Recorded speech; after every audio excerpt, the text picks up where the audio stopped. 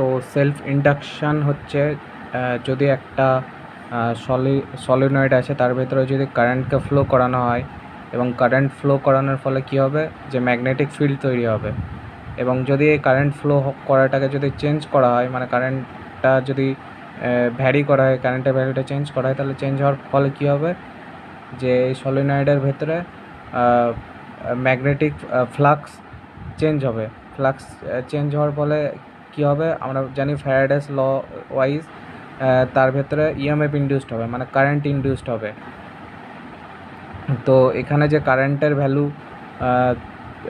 মানে চেঞ্জ হওয়ার কারণে যে ম্যাগনেটিক ফ্লাক্স চেঞ্জ হলো, এবং ম্যাগনেটিক ফ্লাক্স চেঞ্জ হওয়ার কারণে যে কারেন্টটা ইনডিউসড হলো, মানে এখানে এই সলিনয়েডের ভেতরে নিজের মধ্যে কারেন্ট চেঞ্জ হওয়ার কারণে কারেন্ট ইনডিউসড হলো, এটাকে বলা হচ্ছে সেলফ ইন্ডাকশান। এবং এখানে ম্যাগনেটিক ফ্লাক্স